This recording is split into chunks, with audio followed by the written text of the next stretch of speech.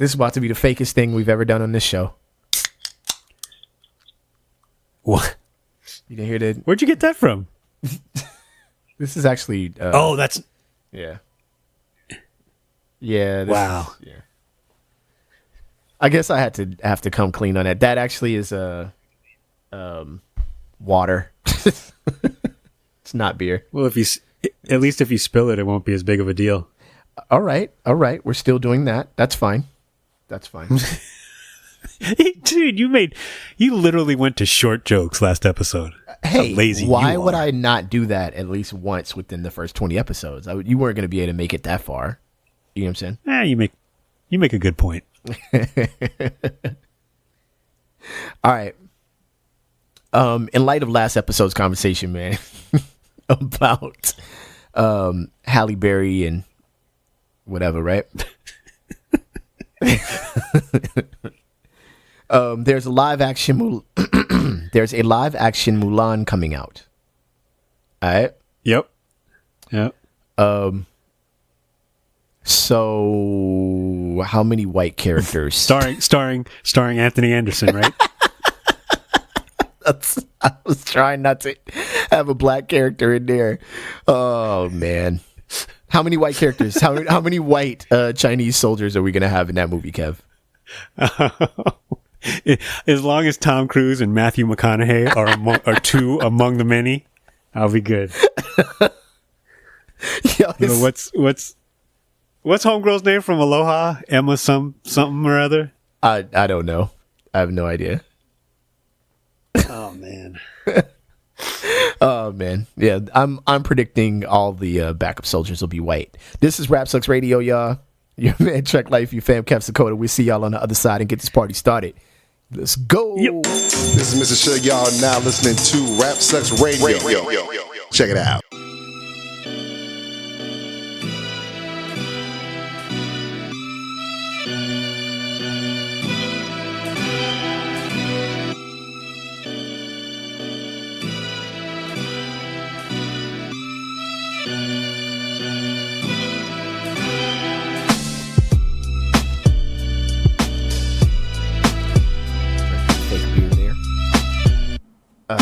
What up, y'all? You alive on Rap Sucks Radio with your fam, Trek Life, and your fam, Kev Sakota. Ni hao, konnichiwa, bitches. Oh boy! All right, you alive and direct, man. Thank y'all for listening. Thank y'all for kicking it with us. Let's get into who is out here tripping, which is going to be a bit of a discussion this week. You know what I'm saying? All right. Christopher, we're going to go with the last name pronunciation of Cukor, is out here tripping. A lot of you guys already know this story. Christopher Cukor is the man who was walking out of his condo complex with his son in San Francisco, saw a black man named Wesley Mitchell and called the police on the trespasser, saying that, Mr. Mitchell recorded the whole episode of him calling the police, including his son begging him to not do it. Begging him. Like, yo, let's just go. Probably a pretty savvy internet son. Like, yo, chill. You about to go viral, Dad. Knock it off. Yeah. After days of backlash, Mr. Cukor wrote in a statement posted on Medium that he did not target Mitchell due to his race, but reacted based on his past. His father was killed when he confronted a trespasser outside of his home, and past experience and fears can cloud someone's intentions, he wrote. For my child's safety, my safety, and that of the building, I felt it was necessary to get help in the situation. Furthermore, I've encountered trespassers in my building, and we've been robbed several times. This is not uncommon in San Francisco, and the bad actors are all different colors. That didn't sound like an apology to me, by the way, but but Kev, this is reported via CNN. At least that portion was the apology portion. Kev, you had some different thoughts on this, though, right? Not necessarily different.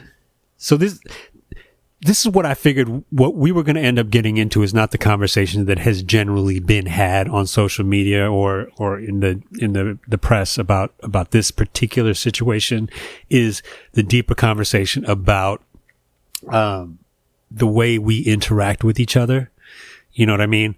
And the fact that now, again, because we discuss things that, you know, because it's today and it's the internet era is the way that, you know, in certain ways, the internet and the ability for everybody to videotape, encounters, whether positive or negative, has leveled the playing field in certain ways when it comes to general nonsense that humans do when they come in contact with each other.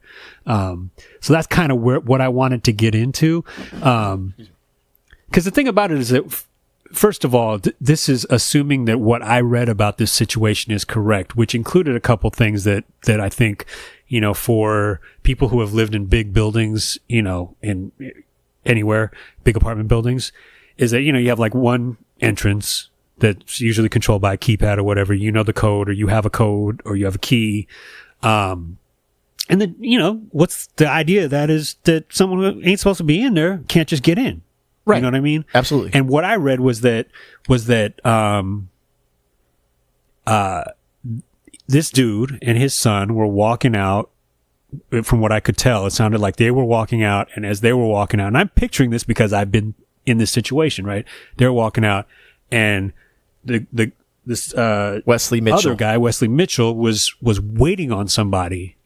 And as I don't know what the situation was, but he basically went in. Right. And I don't know if he went in, you know, when they were walking out or whatever. And I don't care who you are. That's always a dicey situation, right? Because it's like, I don't know you. And okay, first of all, talk to your neighbors. If you can, try to talk to your neighbors, even if it's just to say hello. You might not know their names, but at least look somebody in the eye when you're on the elevator so you know who's living around you. It's very important. That can also be difficult to do, but I mean, that's just some common sense community type stuff. But if I see somebody who's like, my first thought whenever I'm walking out, and this is from someone who was living in New York, and not in any kind of a rough neighborhood in New York, but just like, it's like, yo, if you live here, you are supposed to be in there, you should have a key. Right. And if you don't, right, you should stop me and tell me you forgot your key and you live in apartment what? And by the way, if we're in New York, I'm going to ask you that. Right. You know what I mean? It's like, who, you know, what's up? You know, but there were also times when I would leave my apartment and there'd be somebody walking in with 14 grocery bags under their arm or whatever, and I'd just let them in. Well, you know, yeah. God forbid something crazy happens, right? Well, I think here on Rap Sucks Radio, we could clarify this entire thing, though, right? I don't think it's a problem to ask. You know what I'm saying? I think it's how you ask. Right. That's fine. I'll buy into that. Of course. But I don't think it's a problem to ask. The problem is calling the police. Exactly. Exactly. Like, yo, I might ask you. Exactly. It's funny, man, because I was walking my dog today, and of course, you know, I don't know. I don't know why this person asked me that, but he was like, hey, do you live here? And I'm like, first of all, this isn't really that type of place where it matters. You know what I'm saying? But second of all, yeah. Matter of fact, I ain't never seen you before. You know? So I'm not gonna reach out there and say it's because I was black or anything. I don't know. I don't even really get the context in which this person was asking me. Like I kind of paused for them to ask me a question, and they didn't ask me anything further. So I'm assuming they just didn't think I lived there and was wondering why I was walking through the complex, which is an open street to walk through. So it was really odd, but they didn't ask me rudely. And had I decided not to answer and kept walking the opposite way of the homes towards the park, them calling the police would have been ridiculous, right? If you ask Mr. Mitchell, hey man, I see you don't have a key. Do you live in this building? Because if you don't, we're just required to ask everybody, just for neighborhood watch purposes. I feel confident, at least by the way that Mr. Mitchell handled the conversation post all of this, he would have been like, oh, no, I'm visiting my friend, whatever. You know what I'm saying? To escalate it to contacting the police, which he said he did because, like I read earlier, because his father was killed when confronting a trespasser. And how true that is, I'd hope that's true. I'd hope that's true within the context of this conversation, and that wasn't made up to vindicate himself, right? Yeah. Listen, that is a devastating story, but it it's like you're not Batman. We don't need your origin story. No. It's like something bad happened. All you had to do was shut the door. Because there've also been times when I'm like, I see a delivery dude. I'm like, you're from UPS, but it's like, I'm like, all right, who'd you here to deliver to? Talk to the man. Right. Yeah, you know what I mean? Yeah. He said for his child's safety and the safety and that of the building. If that was you your have concern, you have your child in your arm and you're leaving. Right. So be cool. And then, but that's the thing is that it's you escalate. You want to escalate it to calling the cops. It's like, if you feel so concerned, then why don't you walk him upstairs to wherever he's going? Right. Oh, I mean, look, you have enough time. You have enough time to call the police. It's like, hey, yeah, I'll buy. Listen, let me take that back because that's really unfair. I'll buy. That's unfair. The fact that his father was killed when confronting a trespasser outside of his home is man, that's horrible. You know what I'm saying? What I won't buy is his reaction to the trespassers in the building being robbed and they're of all different colors. How do you know? How do you know? How do you know? Have you seen every conviction? You have not. So stop. Let's stop with they're of all different colors. You reacted to skin color to some degree. Whether it was total degree, that's arguable, but to some degree, right? Which makes one of the things I've noted on here, Mr. Mitchell's statements were kind of important to the conversation. I'm gonna just read his quotes real quick. It's important for people to understand that when you call a police officer on an African American, it is completely different than someone calling a police officer on someone else. To me, that's a death threat. I can literally die from that altercation, and I would just simply be another hashtag in the news or on Twitter.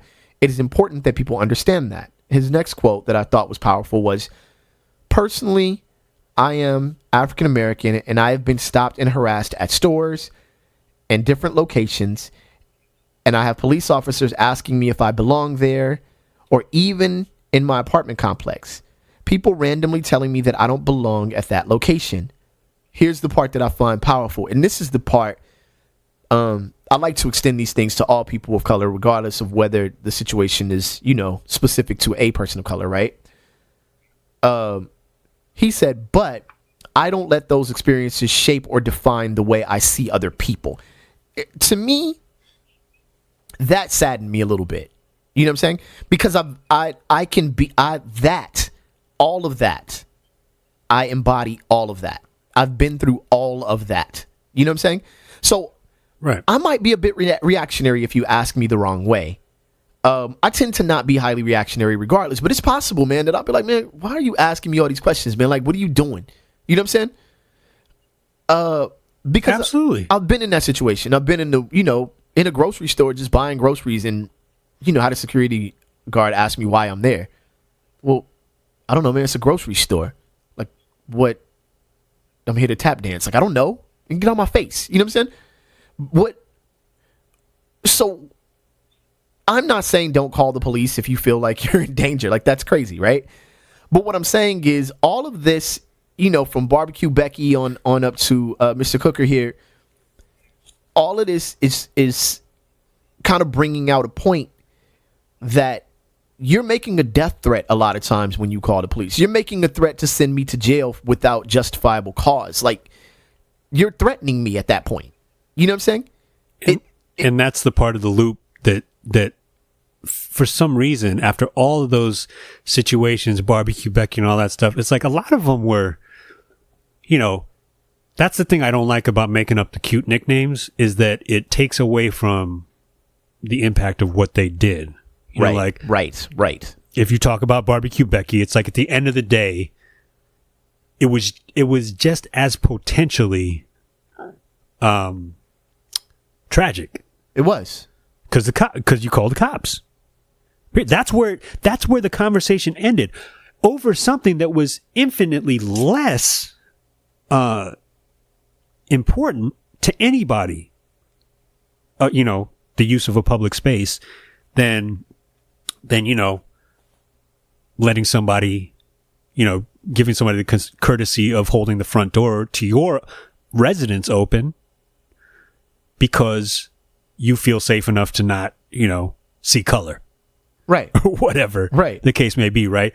It's like, but what Mr. Mitchell said is like, he, you know, that's the thing. It's like, listen, we just constantly on the news, for every BBQ Becky, there are 5 young men or women who are shot. Yes. By the very people you are calling. Right. Many of them killed. You know, or beaten. Or falsely incarcerated. You know. Or just falsely incarcerated. Exactly. You know what I'm saying? Yeah, so if you don't see that there's that once you dial that number, you know, you have taken a step that is disproportionate. Yeah. You know. Yeah, man. In your reaction. Yeah, I have a thing, and I don't know, man. It's kind of a weird thing to bring up on the show. I just have a weird thing about when people quickly call the police. You know what I'm saying?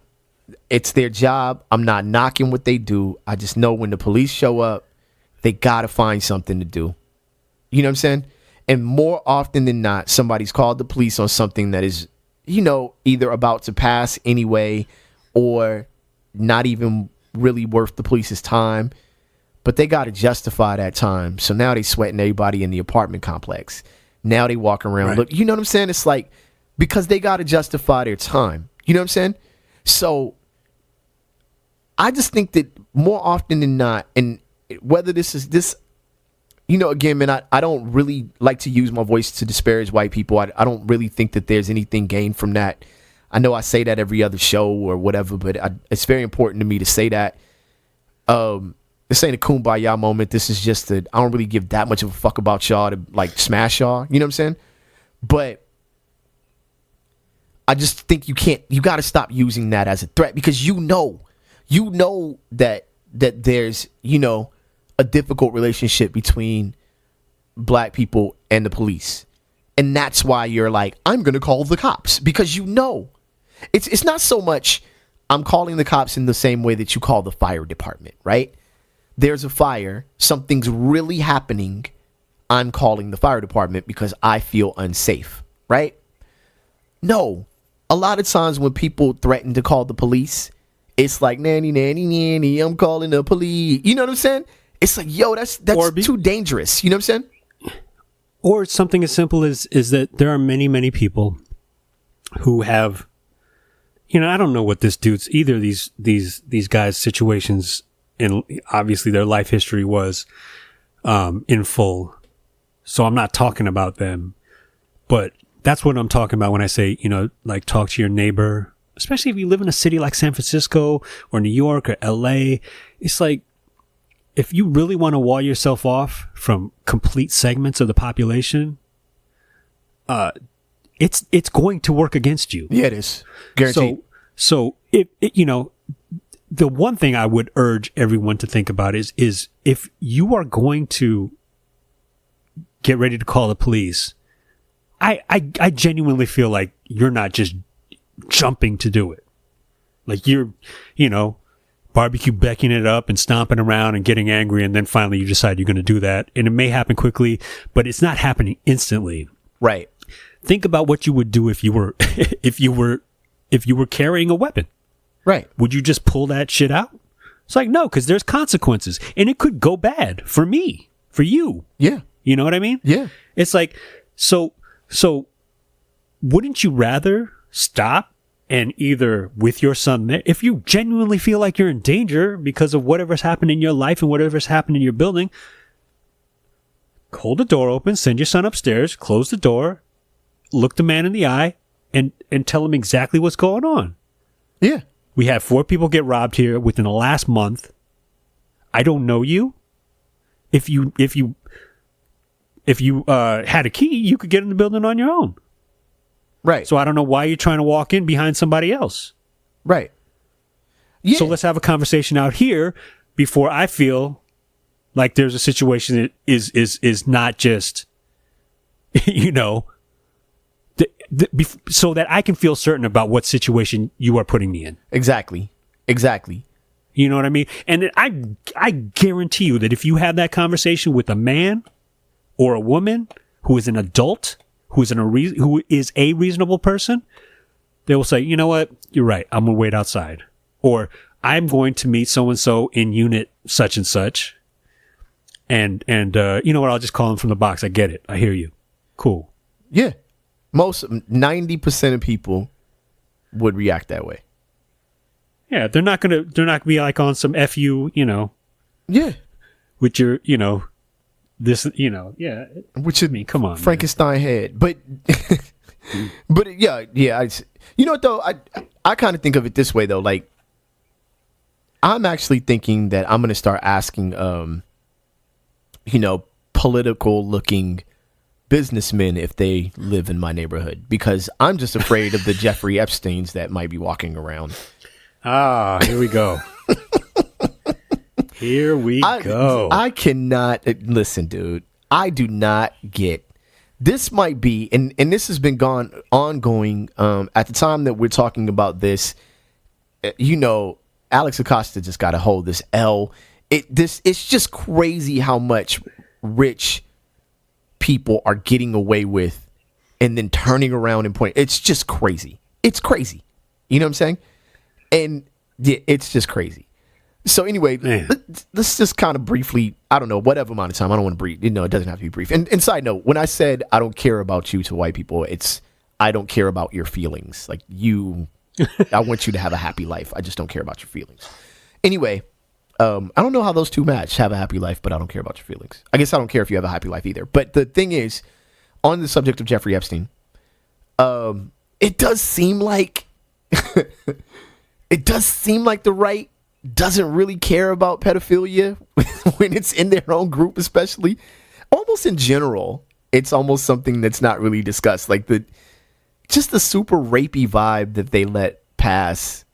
And if I didn't put any particular source for this, I just said just go ahead and Google nasty ass Jeff Epstein and see what you find. But yeah, Kev. Yeah, they had to reset their 40 days since a pedo accident. Yeah, they did. Little countdown there on the floor of the Republican factory there, because this dude, man, he's gone bananas with this stuff, you know, and I kind of put it in one topic of because I mean he's been in the news, so I think a lot of people know, you know, this is a billionaire from Florida who was very organized, like pedophile. Yeah. You know, so cultivated, or whatever the word is, the SVU word, you know, and found young girls to rape. And there's no other way to say it. It is so he's a monster. And then the fact that he had money allowed him to deploy those financial resources to stop people who were speaking out against him, or to pay off people who were in a position to keep him out of trouble. Yep. But what I was saying is that I lumped that in with the topic of, I mean, first of all, there's Judge Roy Moore, not too long ago, was accused of some of the same stuff that this dude's doing. And another topic that's been in the news recently, or, you know, over the last year, is all the children at the border, some of which has come out over the last few weeks, you know, have been abused, like straight up, not like abused in a neglectful way, which is already bad and inexcusable, but sexually abused, you know, so this stuff is happening. And it's like it's always been happening, but now it's literally in the news. And that's one of those things that to not stop it, at least stop the instances that you are reading about in your newspaper on the front page instantly. It's not hyperbole to say that you are condoning it. Right.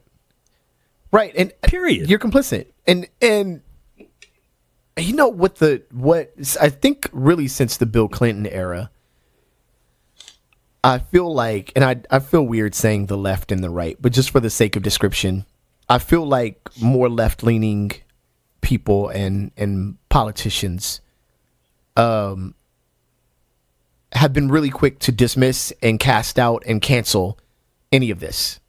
You know what I'm saying? Just, you can't be on the squad if this is what's going on. Now, I know that there are some anomalies in there, but I just think that left-leaning people have been far quicker to just be like, F that, you're out. You know what I'm saying? Like, it's just over. So, I don't know, man. I don't know, man. It just, and the more that I just go real tinfoil, man, like, man, y'all all involved. You know what I'm saying? That's why it's no big deal, because some way, somehow, you guys are all involved, whether you're the, you know, whatever end of it you're involved in, even to the point where you're aware it's happening, but it's somebody too powerful or too close or whatever for you to bring down. Like, to think that this goes all the way into the White House, you know? Yeah, it's bananas, man. And yeah, who knows? You know, that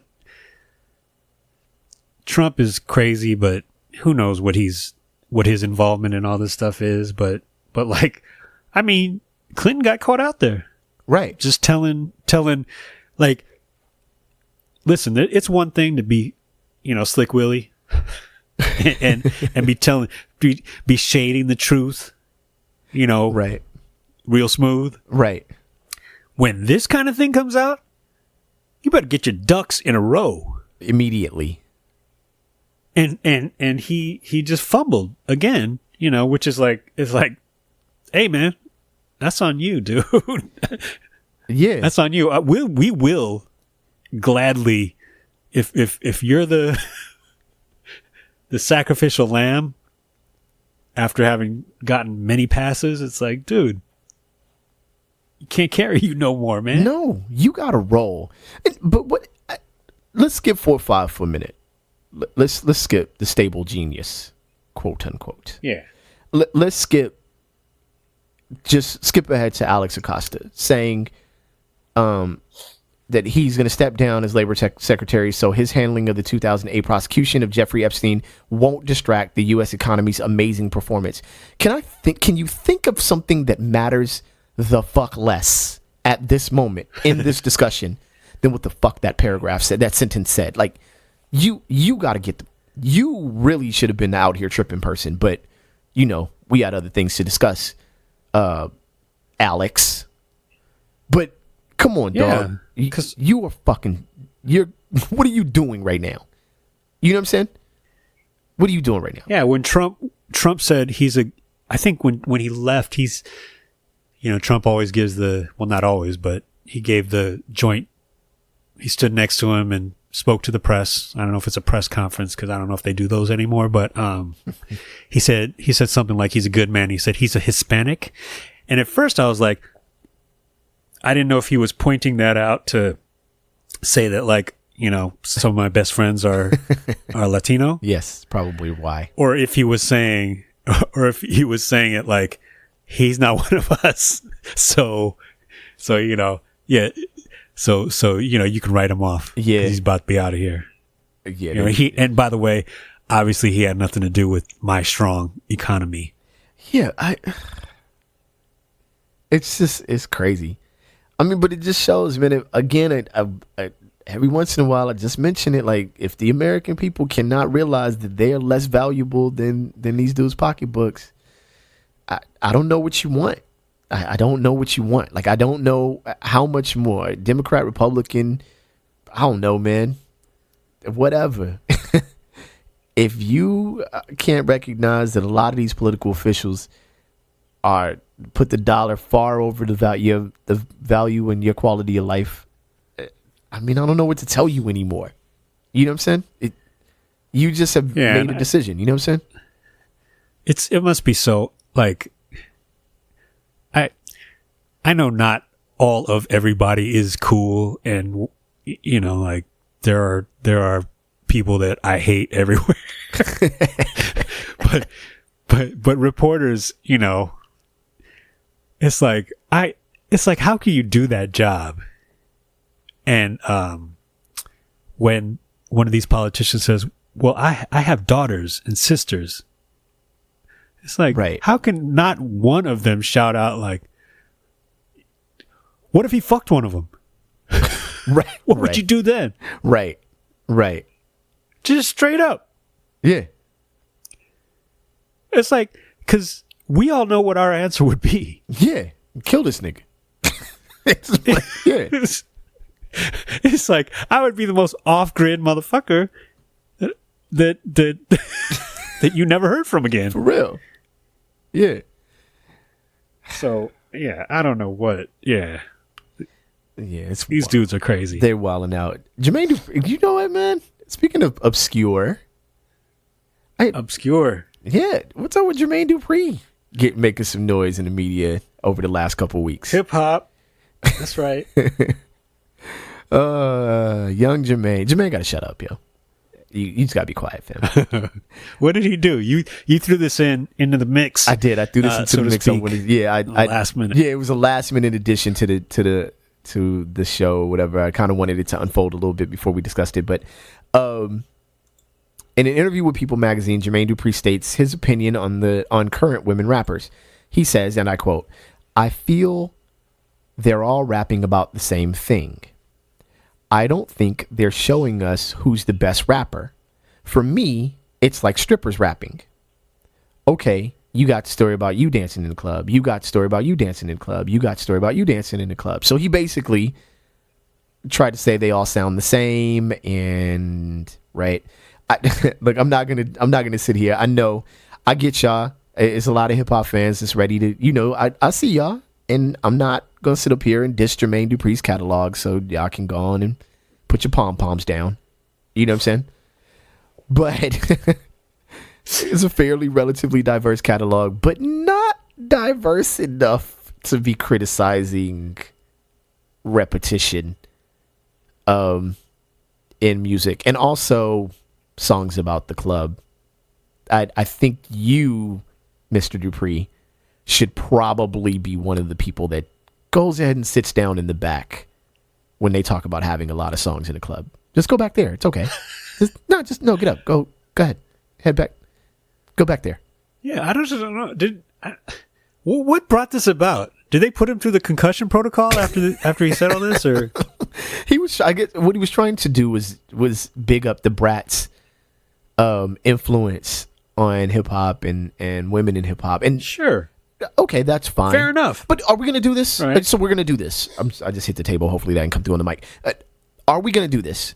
Are we going to sit here and act like the Brat didn't sound like Snoop when she first came out? Or what have we? How come we don't do that? Nobody's supposed to do that. Dude, did she come out after Snoop did? What? Yes. I can't remember, honestly. I don't know why hip hop does not discuss it. I've seen interview after interview. I've seen people bring up the Brat on radio show after radio show. Some of them shits Functified was the jam. Don't get me wrong. I'm not going to sit here and act like it wasn't the jam. But it's the B-R-A-T. Come on, fam. What are we doing right now? Wait, so that came out right after Snoop? Came out after Snoop, yes. Yes. Dude, that's when Criss Cross went on their Dog Pound phase. Wow. Yeah, you're right. I just never thought about it. I never thought about her that much. She's cool, though. She's mad cool. Oh, no, dude, not only is she cool, she's put out some dope records over time. She's put out some great records, yeah. But there's a lot of female MCs that put out dope records. Yeah. You know. But I'm like, are we just... You know your boy Kev got a chance to DJ for one of the best female rappers ever in the history of the world. Light as a rock. Yeah. And look, your boy Trek got openly dissed by Spinderella at a show. Like, I'm in. Yes, you did. I'm in. I'm involved. You're a legend for that. I am a legend for that.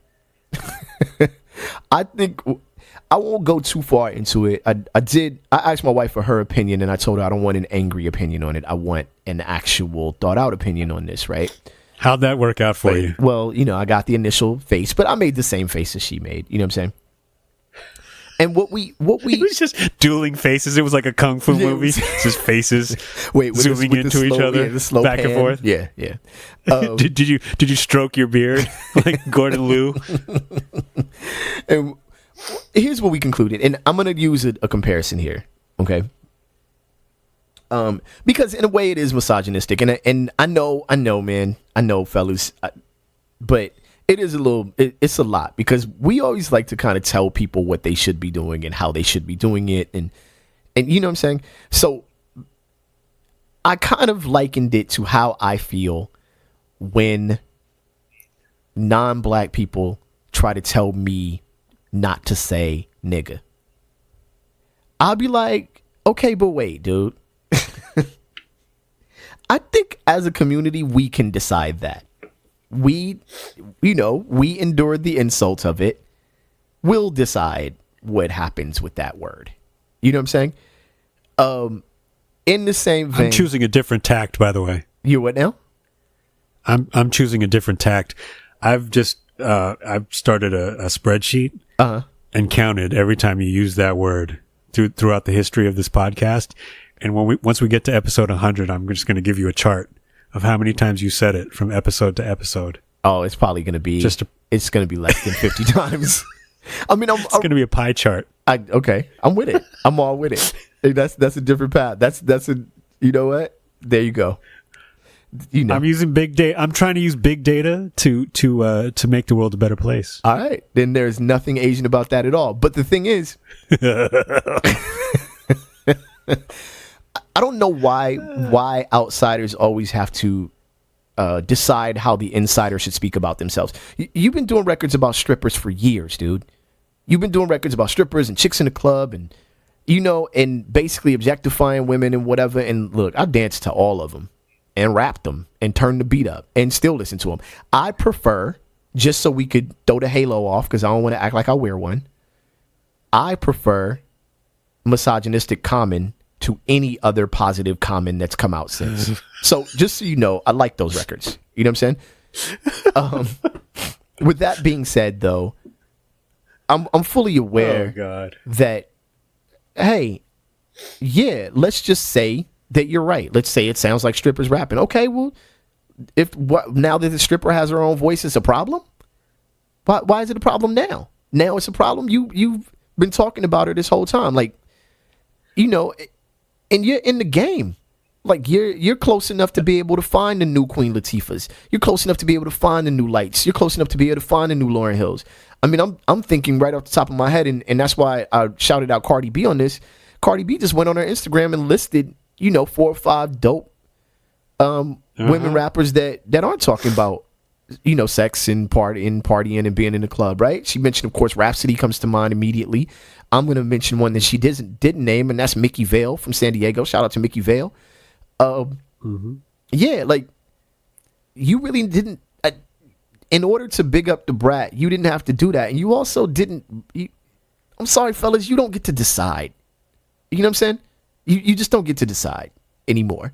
None of us. It's a definitely a gender-based thing that goes beyond music, let alone rap music.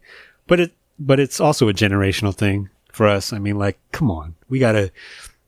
We obviously talk shit about the younger generation of rap music because, as much as our title might suggest otherwise, we are experts in this particular arena. And if you choose any topic or reason or field of battle on which to debate the righteousness of that assertion, we will body you, right, and put you straight to 12 feet on the ground, straight up. But what I'm saying is that it's like you said, he did records about the club, and when he was doing his records, they mentioned strip clubs or alcohol or drugs in a certain kind of way with a certain sort of lyrical treatment, right? The same things were being said by the people, the rappers who came before him and his artists. But those artists were saying it with an even deeper, more veiled, subliminal lyrical treatment. Yep. You know? Yeah. So if you go back to listen to some of the real OG 70s, early 80s hip hop, it's like, oh, they were talking about drugs. Yeah. And I can now say that as a grown man. I was like, oh, you were talking about getting chicks and getting drugs. Yeah. All day. It's like, oh, okay, I get it now. All day. Yeah. And all day. So just because people are being a little bit more open and plain about it now, it's like, why are you catching feelings about it? And by the way, I'm sure the brat doesn't want you using that as a springboard of conversation to support her. No, you didn't need to. She stands on her own. You know what I'm saying? To whatever level you put her on. You know, some people will think she's black, some people think she's great, but she stands on her own. And if you were in the game at whatever era you happen to have been in the game at, the conscious artists of that era, I guarantee you saw them out in the streets doing crazy ass shit. Yeah, that's a whole nother topic. I don't want to do it. I do want you to do me a favor though. Okay. On the list, there was a Nicki Minaj versus Miley Cyrus beef. I decided not to read about it. Can you? That's a good decision.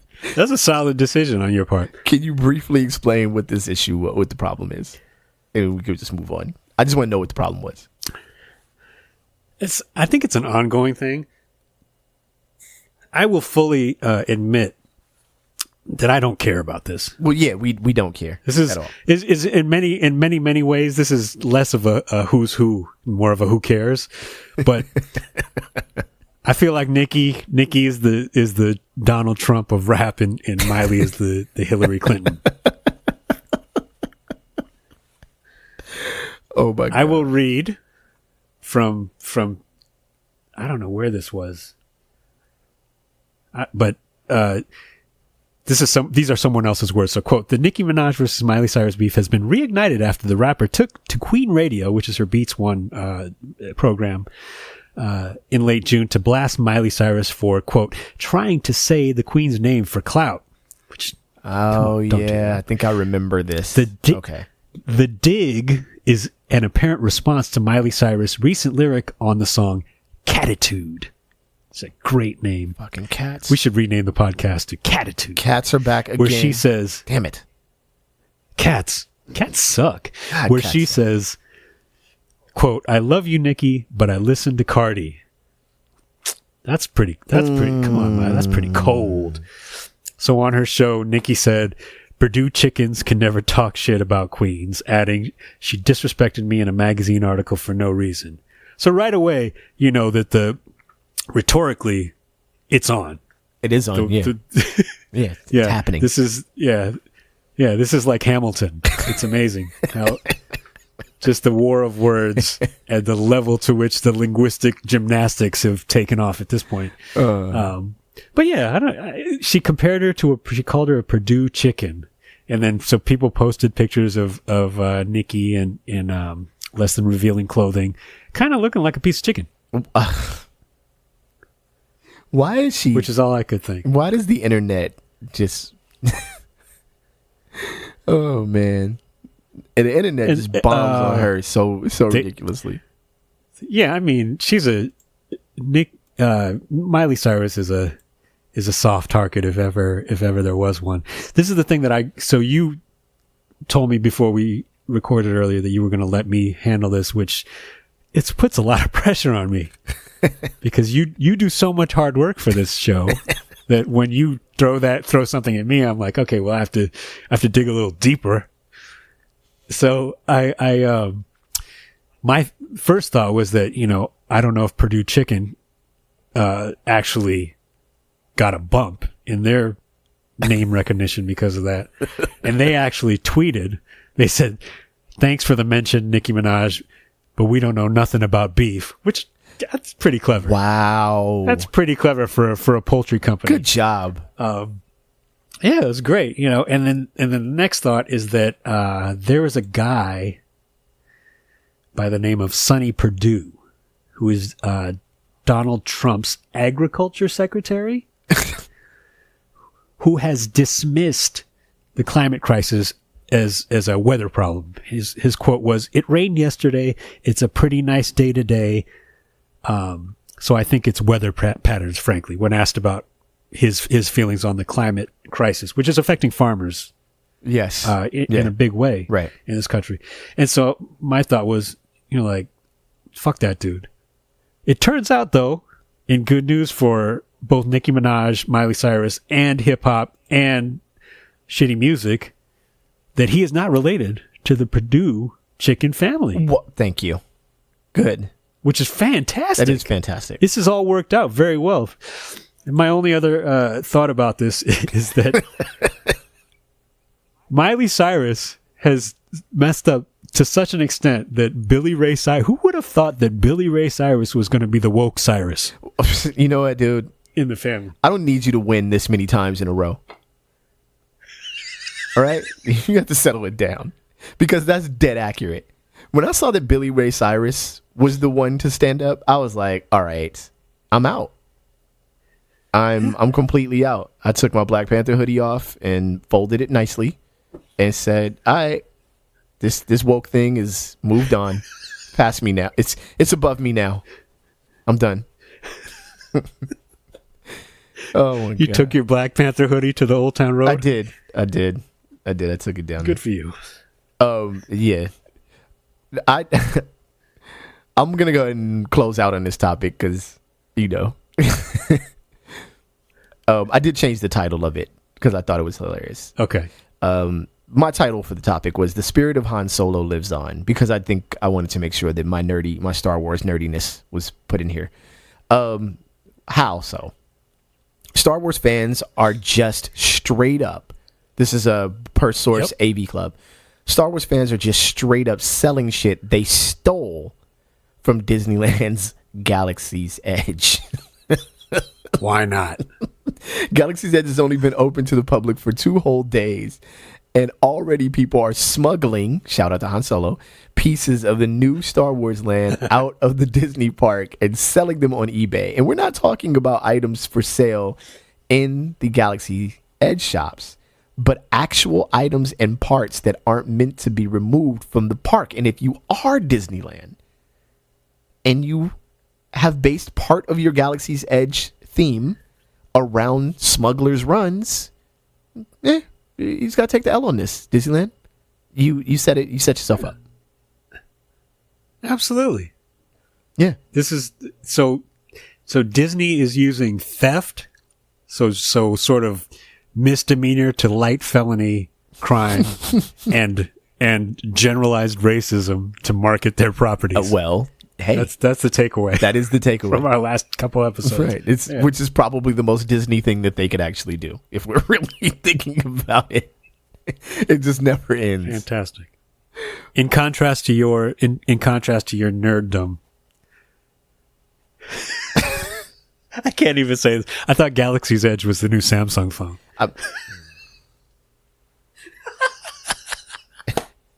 The silence is the sound of me quitting. No, actually, I'm going to redeem myself because I will defend against your headline, my headline to this topic. Okay, I'm with it. Headline battle. But I can't do a Yoda voice though. Oh, well, you know what? My headline, just so y'all know, you can just envision this, what's the audio equivalent to envision? Hear this in your mind's ear with the Yoda voice. My headline was, "There is no buy." With the Yoda voice? With the Yoda voice. You know what? That is nerdier than my headline. Thank you. That actually. I thought it was pithy. Yeah, I think that'll be the one on RSR podcast on Facebook. Yo, what up? You now? God, dude, why are we like this? You were rocking with Rap Sucks Radio, man. My name is Trek Life, and that's your fam, Kev Sakota. There is no bye. And you can catch us every Tuesday. You can catch some back episodes at rapsucksradio.com or on your Apple Podcasts or your Google Podcasts or just about any podcast. Although it seems like Stitcher is updating a little later than others. Just a note for people out there. Word. And yeah, we'll catch y'all next week. And that's really about it. No doubt. That's really about it. Are we going to do this in person or what? Yeah, at some point. I think the next episodes we record will be in person. So the via satellite thing will chill out for a minute. Word up. All right, y'all. Holla at us, man. rapsucksradio.com. Track Life. Kev Sakota. Peace.